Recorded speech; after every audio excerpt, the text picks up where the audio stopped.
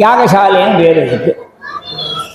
இந்த யாகத்துக்கும் யஜ்யத்துக்கும் வித்தியாசங்கள் உண்டு.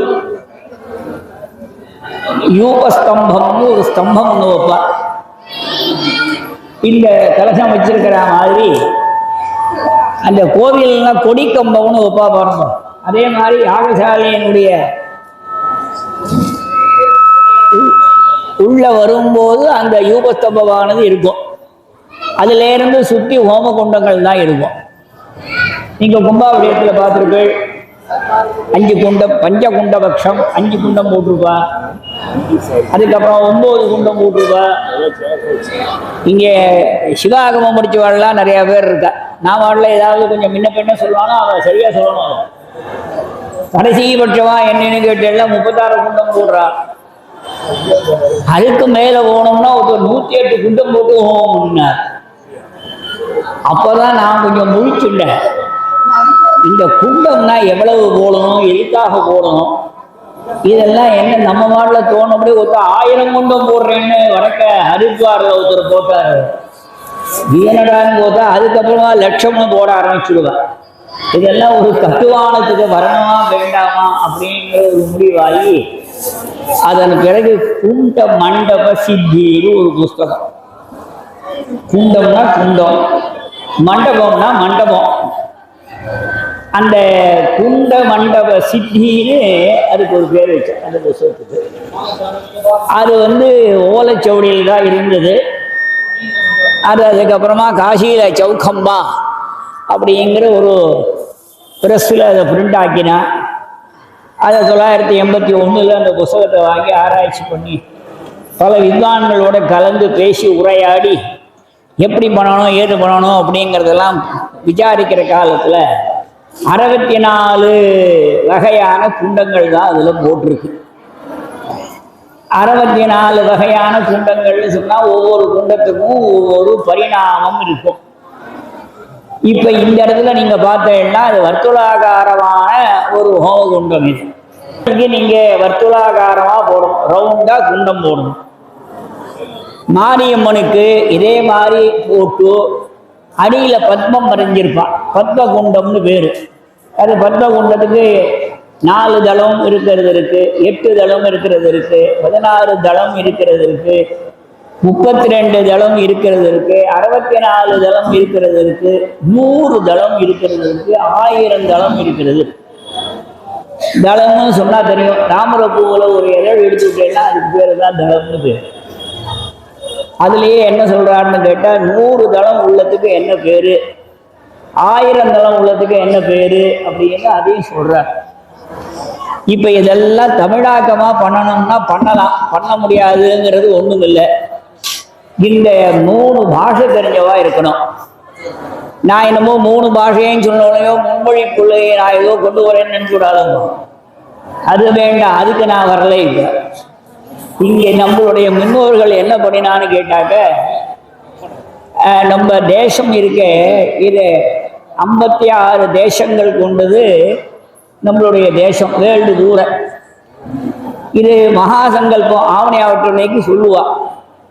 அதை கொஞ்சம் இப்படியே படிச்சுட்டே வந்தோம்னாக்க அதில் 56 தேசம்னு போட்டிருக்கோம். இந்த ஸ்ரீவித்ய பூஜை பண்ணுறவாளுக்கு தான் இந்த 56 தேசத்தினுடைய பெயரும் சொல்ல தெரியும். காரணம் என்னன்னு கேட்டாக்க, அந்த ஸ்ரீவித்யா சூர்ணிகைன்னு ஒன்று இருக்கு. அந்த சூர்ணிகையில அங்க வங்க கலிங்க காஷ்மீர அப்படின்னு ஆரம்பிக்கிறது. அங்க தேசம்தான் முதல்ல சொல்லப்படுறது. அதுல இருந்து இந்த சிங்களங்கிறது தான் இங்க நம்ம இலங்கை. அதுல திராவிட இப்படியெல்லாம் வருவது. இப்ப எதை சொன்னாலும் ஏதாவது ஒரு சமஸ்கிருத பாஷையில ஏதாவது ஒன்று சொல்லிவிட்டா அது அரசாங்கத்துக்கு தொந்தரவா போயிடுமோன்னு பயந்து சொல்லாம இருக்க வேண்டியிருக்கு. இருந்தாலும் சொல்லதான் வேண்டியிருக்கு. திராவிடம்னு சொல்றாங்க. அப்படியாக ஷட்பஞ்சாதீஷ அந்த 56 தேசத்துல அது எல்லாம் வல்லரசா இருந்தது. ஒவ்வொரு வல்லரசுக்கும் ஒரு 56 சிற்றரசு இருந்தது. இப்படின்னா ராஜா எப்படி இருந்திருப்பான்னு இங்க பார்த்துக்கணும். இந்த நம்ம குளித்தல வட்டாரத்தில் பார்த்தால புத்துராஜான்னு ஒரு குரூப் ஒன்று உண்டு. இவா ஒரு காலத்துல ராஜ்ய பரிபாலனம் பண்ணியிருக்காங்க. அதே மாதிரி நீங்க பார்த்தீங்கன்னா சிற்றரசர்கள் நிறைய பேர் இருந்திருக்கா. அத்தனை தேசங்களும் அவளால் ஆளுகைக்கு உட்பட்ட மக்கள் அனைத்து மக்களிடத்திலும் இந்த சமஸ்கிருத பாஷை இருக்க ஊடுருவி இருந்திருக்கு. ஊடுருவி இருந்ததுனால என்ன ஆச்சுன்னு கேட்டா, இன்னைக்கு நாங்கெல்லாம் பாடசாலையில் இருக்கிற காலத்துல வயல்ல வேலை செய்யறதா கூட ஏவஞ்ச அப்படி சொல்லியிருக்க கூடாதுங்க. இங்க சாமி ஏவஞ்ச நீங்க அப்படி சொல்லியிருக்க கூடாதுங்க அப்படின்பா. இந்த ஏவஞ்சாங்கிறது என்னன்னு கேட்டா இது மாதிரின்னு அர்த்தம். இது அவர் எங்க சமஸ்கிருதம் முடிச்சார்? அதே மாதிரி ஜனங்கள் மத்தியில நம்ம பேசக்கூடிய பேச்சிலேயே நிறைய சமஸ்கிருத பாஷை கலந்துருக்கு, தெலுங்கு பாஷை கலந்துருக்கு, மராட்டி பாஷை கலந்துருக்கு. இப்ப டிஃபன்லாம் தயாராகிடுதா அப்படின்னு ஒரு கேள்வி கேட்கணும்னு வச்சுக்கோங்க. இந்த தயாரி அப்படின்னு சொல்லக்கூடியது மராட்டி பாஷை. அது எப்படி இங்க வந்தது? நமக்கு தமிழ்நாட்டுக்குள்ள மராட்டி பாஷை எப்படி வந்தது? நம்ம தஞ்சாவூரை தலைநகராக கொண்ட மராட்டி மன்னர்கள்லாம் ஆண்ட காலத்துல அந்த பேசுகிற பாஷையானது உருவெடுத்து வந்தது. அதே மாதிரி இந்த சமஸ்கிருத பாஷையானது வேறு உருவெடுத்திருக்கு, எல்லா இடங்கள்லையும் ஊடுருவி இருந்திருக்கு. ஆனா சமஸ்கிருதத்துக்கு ஒரு நாடு உண்டா, ஒரு தேசம் உண்டா? ஒரு சமஸ்கிருதத்தை நம்பி குழைக்கிறவா அத்தனை பேரும் இங்க விட்டு போயிடுங்கோ இப்படின்னு சொல்றதுக்கெல்லாம் பல பேர் இருக்கா.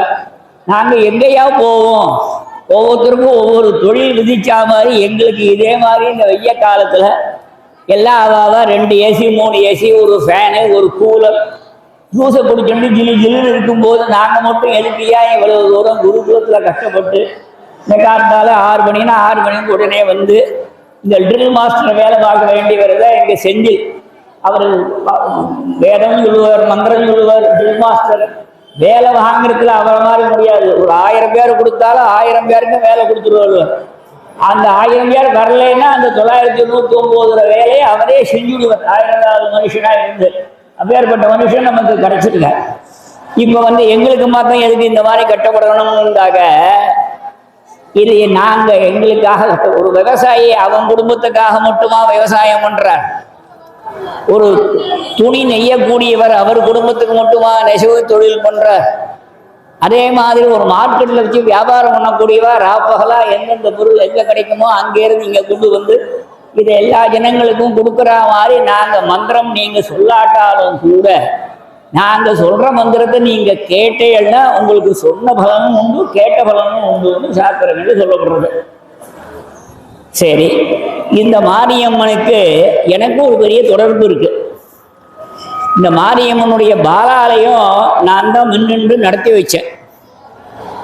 அந்த கொரோனா டயத்துல சில பேருக்கு எத்தனையோ பேர் தெய்வத்துக்கு போய் சேர்ந்தா இல்லை. இதுல கும்பாபிஷேகத்தில் ஈடுபட்டிருந்த பாலாலயத்தில் ஈடுபட்டவாலும் 1 பேர் 2 பேர் கொரோனாவில் தெய்வத்துக்கிட்ட போயிட்டா. அப்படி எங்கள் குடும்பத்திலேயே ஒரு 3 பேர் கொரோனாவில் தெய்வத்துக்கிட்ட போயிட்டா. அப்படின்னா அதுக்கு மாரியம்மன் தப்பா? இல்லை பாலாலயம் பண்ணி வச்சவாளை தப்பு சொல்ல முடியுமா? இல்லை அத்தைக்கட்டையில் விக்கிரகம் பண்ணி கொண்டு கொடுத்தானே அவனை தப்பு சொல்ல முடியுமா? இல்லை அந்த கான்ட்ராக்ட் வேலையை எடுத்து செஞ்சும் செய்யாமலும் செஞ்சு பாதியில விட்டு விட்டு போன கான்ட்ராக்ட்காரால தப்பு சொல்ல முடியுமா? யாரையும் தப்பு சொல்ல முடியாது. எல்லாம் யத்தாத்ரா நிஜபாலவட்டலிகிதம், என்ன தலையில எழுதிருக்கோ அது ஒண்ணுதான் நடக்க போகும். ஆனா எல்லாரும் இங்க விடாமுயற்சின்னு ஒண்ணு இருக்கு உங்ககிட்ட. அந்த காலத்துல நாடகம் போடுவா, இந்த மாதிரி வசதியெல்லாம் கிடையாது.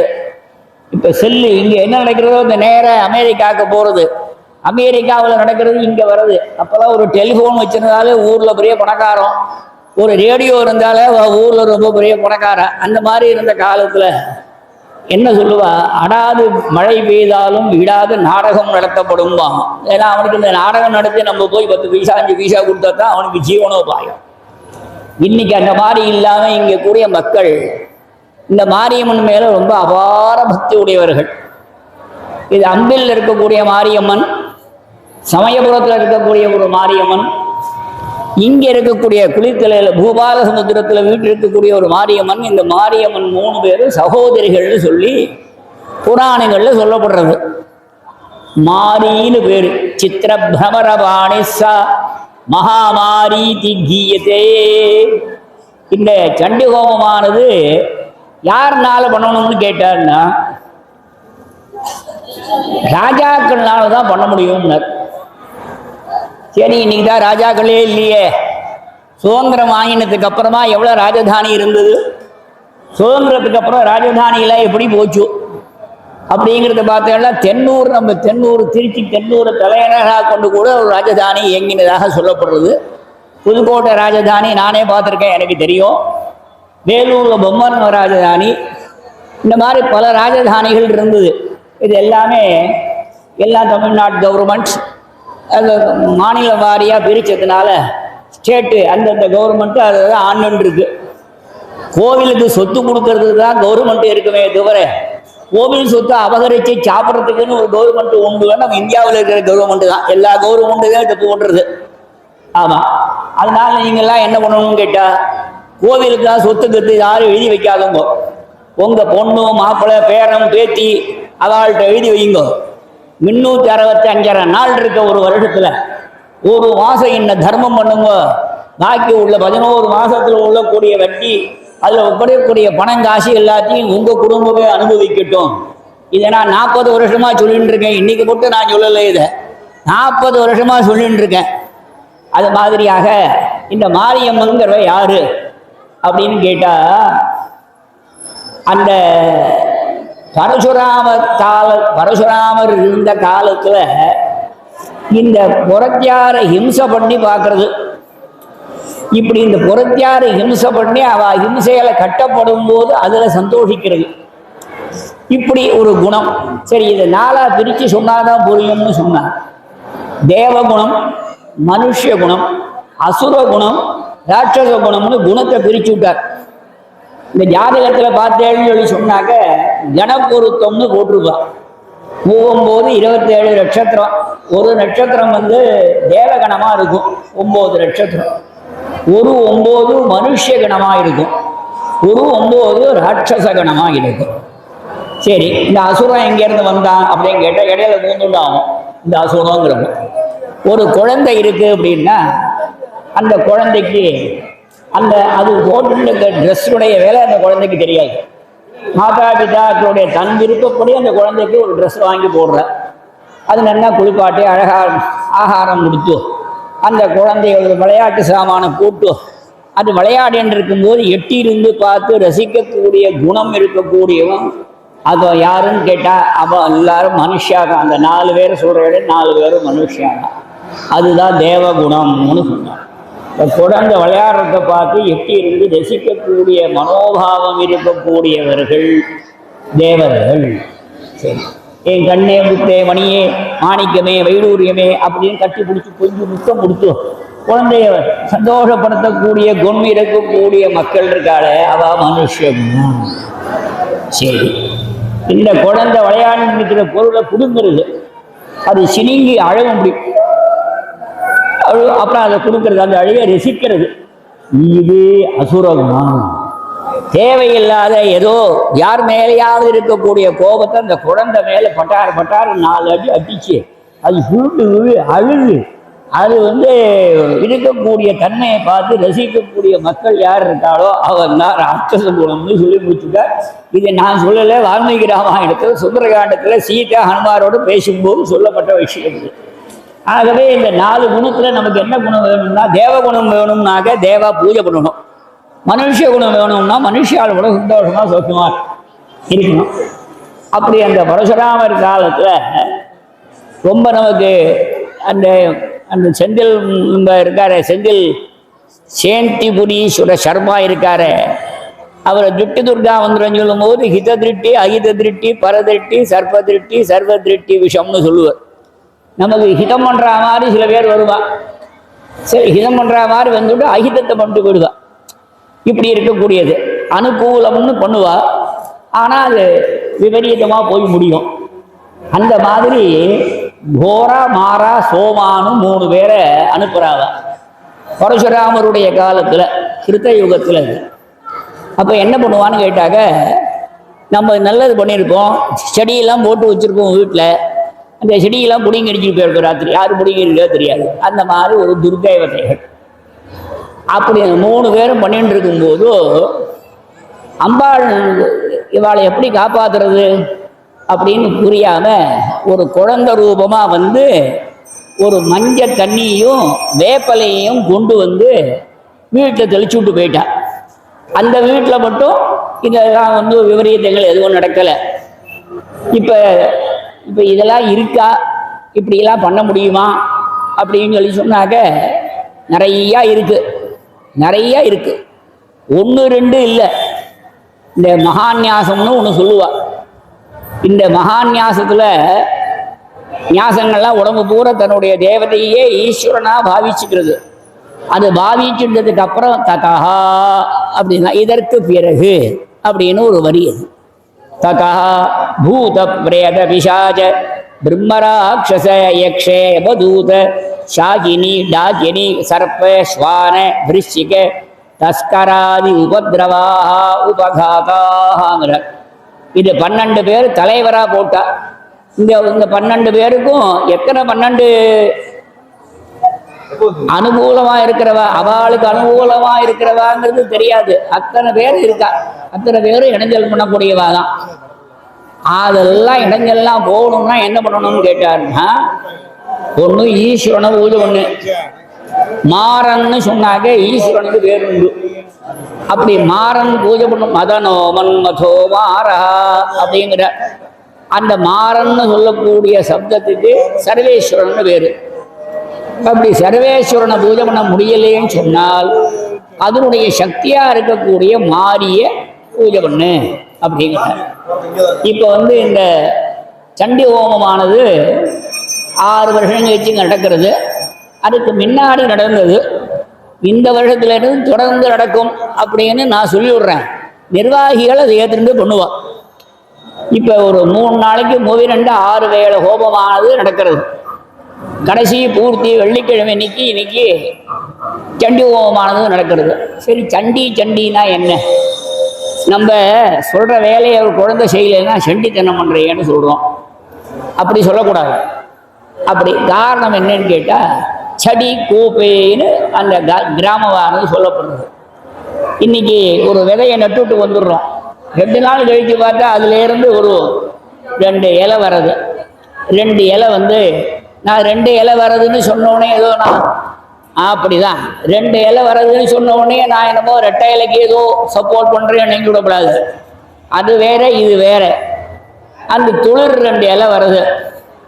அந்த 2 இலை வந்து 2 4 4 10 பெரிய மரம் ஆயிடுது.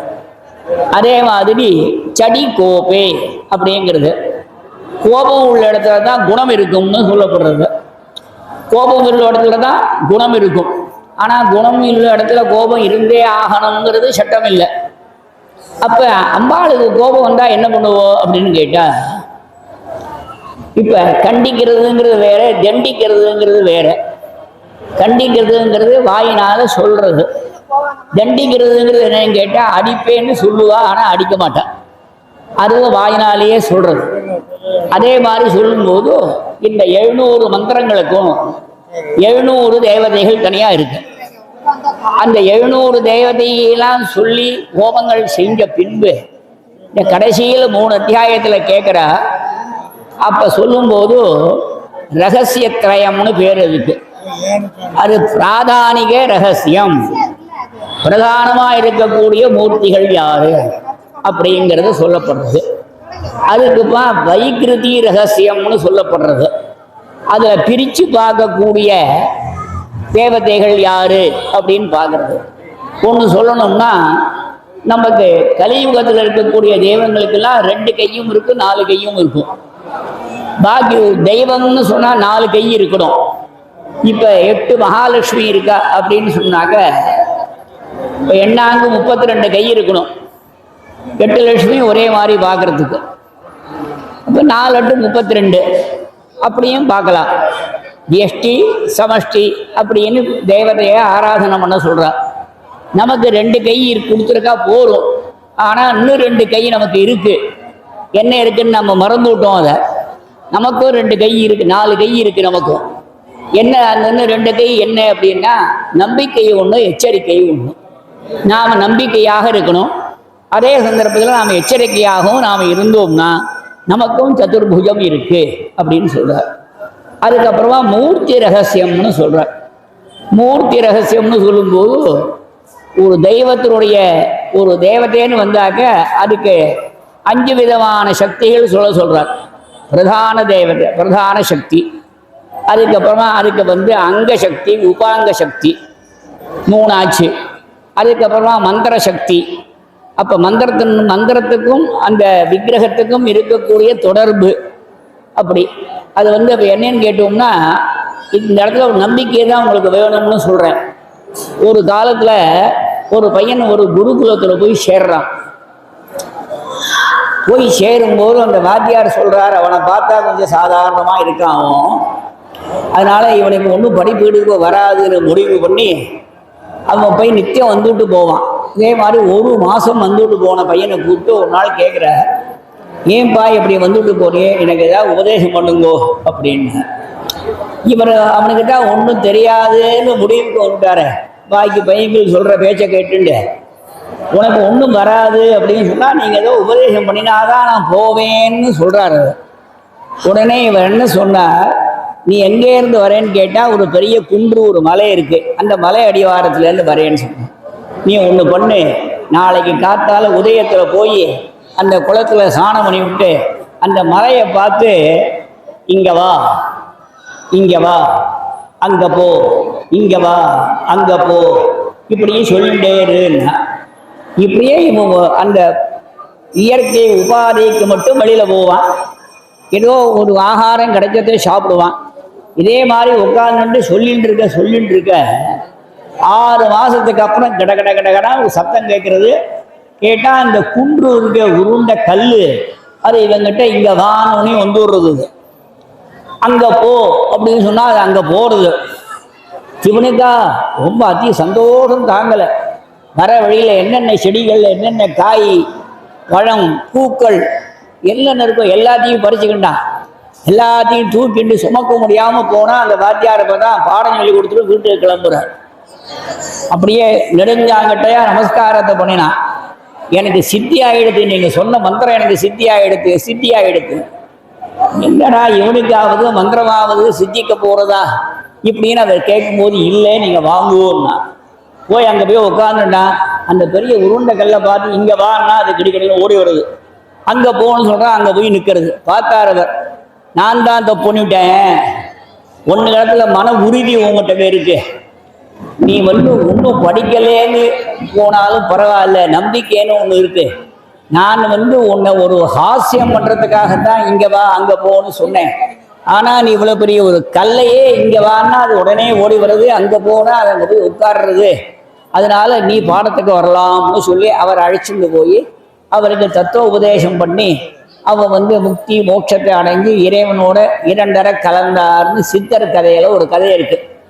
இந்த கதையை உங்களுக்கு எதுக்கு ஞாபகப்படுத்துகிறேன்னு சொன்னால், நாம் எங்கே இருந்தாலும் இந்த மாரியம்மன் மேலே மனசு இருந்தால் போதும். இந்த மாரியம்மனை நினைச்சுட்டே இருந்தால் நமக்கு எல்லா விதமான காரியங்களும் நடக்கும். கடைசியில் என்ன சொல்கிறாருன்னு கேட்டால், நீ ஒன்றும் இதில் உள்ளதை தான் சொல்கிறேன், இந்த 700 மந்திரம் நான் படிக்க முடியலேன்னு நினச்சிக்க வேண்டாம், இந்த 700 மந்திரங்களுக்கு பீஜ அக்ஷரங்கள் இருக்குது, அதெல்லாம் தெரிஞ்சுக்கலையேன்னு நீ நினச்சிக்க வேண்டாம், நீ பூஜா பத்ததிகள் எனக்கு தெரிஞ்சுக்கலையே, தன்னால் தெரிஞ்சுக்காமல் போயிட்டவே அப்படின்னு நீ வருத்தப்பட வேண்டாம். சித்திர பிரமரபாணி சாங்கிறார்.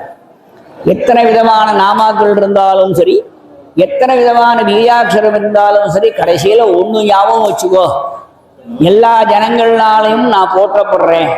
மகாமாரி திகீயத்தே, என்ன கடைசியில் அறிஞ்ச குழந்தைகள், அறியாத குழந்தைகள் எல்லாருமே என்ன மகாமாரின்னு சொல்றா. அந்த மகாமாரி அப்படிங்கிற ஒரு பேரை நீ ஞாபகம் வச்சுக்கோ, உனக்கு எல்லா விதமான காரியமும் நடக்கும், சித்திக்கும்னு சொல்லி இந்த மந்திரத்தினுடைய ஒரு அபிப்பிராயத்தை சொல்றார். இது இந்த மந்திரங்கள் வந்திருக்கும் போது என்ன எப்படி ஆறுதுன்னு கேட்டால், ஒரு காலத்தில் எனக்கு தெரிஞ்சு இந்த பிளேக்குன்னு ஒன்று வந்தது. பிளேக்குன்னு ஒரு வியாதி ஒன்று வந்தது. அந்த கோயம்புத்தூரில் பிளேக் மாரியம்மன்னே ஒரு மாரியம்மன் சன்னிதானம் கட்டி வச்சிருக்கா. அப்போ அந்த பிளேக்குன்னு ஒரு வியாதி, அதுக்கு மருந்து கிடையாது. அப்போ மாரியம்மனுக்கு தான் நிறைய ஜபங்கள் பூஜைகள் பண்ணி இந்த கூட்ட மரணம்னு சொல்லுவாள். அகால மரணம், கூட்ட மரணம்னு 2. ஒருவன் பிறந்தா அவன் எவ்வளவு காலம் இருக்கணுமோ, அவன் என்னென்ன நல்ல காரியங்கள் செய்யணுமோ அதெல்லாம் செஞ்சுட்டு இயற்கையாகவே எப்படி ஜென்மா ஏற்பட்டதோ அதே மாதிரி இயற்கையாகவே ஜனனம் மரணம் ஏற்படும். அதுக்கு இடையில மரணம் ஏற்படக்கூடாது. அதை காப்பாற்ற கூடுறதுக்கு எல்லா ஜனங்களையும் நான் காப்பாற்றுறேன்னு சொல்லி சங்கல்பம் பண்ணி பிரதிஜை பண்ணி நியமம் ஏற்றுண்டு அன்று தொட்டு இன்று வரை எல்லா கணபதி கோவிலும் மாரியம்மன் கோவிலும் இல்லாத ஊரே கிடையாது. எங்கே வேணால் சுற்றி பார்த்தேன்னா ஏதோ ஒரு சின்ன இடத்துல ஒரு கணபதி ஒரு மாரியம்மன் கோவில் கண்டிப்பாக இருக்கும். அதனால மகாமாரி திகீயத்தே. மாரின்னா அம்பாளுக்கும் பேர் உண்டு, மழைக்கும் பேர் உண்டு. மாதம் மும்மாறி பெய்யுதுங்கிறார், அப்படியும் சொல்லலாம். மாதமும் மாறி பெய்யுதுன்னு சொல்லலாம். 3 மழை பெய்யணும்னு கேட்கலாம், 1 மழை வேணும்னு கேட்கலாம். மாரியம்மன் உற்சவம் ஆரம்பிச்சாச்சுன்னா ஆங்காங்கு மழை வந்துட்டு தான் இருக்கு, மழை இல்லைன்னு சொல்லலை. எல்லாருடைய மனசுலையும் நிறையா மழை பெய்யணும், நல்லா செழிப்பாக இருக்கணும், எல்லாரும் சந்தோஷமாக இருக்கணும். குறைவற்ற செல்வம் என்னன்னு கேட்டார். நோயற்ற வாழ்வே குறையற்ற செல்வம். நோய் வரக்கூடாது ஜனங்களுக்கு, எல்லாருக்கும் நல்லா இருக்கணும். ஆடு மாடுகள் அவளால் பரிபாலனம் பண்ணக்கூடிய ஜனங்கள், பந்துக்கள், சிநேகிதர்கள் எல்லாம், நம்மளுடைய குழந்தைகள் எல்லாரும் க்ஷேமமாக இருக்கணும்னு சொல்லி ஒரு தடவை மாரியம்மனை எல்லாரும் பிரார்த்தனை பண்ணிக்கோங்க. மணி 1 மணியாக போகிறது, மேல் கொண்டு ஹோமங்கள் ஆரம்பிக்கிறது. ரித்துஜாலாம் யஜ்யசாலைக்கு வரலாம். ஜெய் ஆதிபராசக்திக்கு ஜெய்.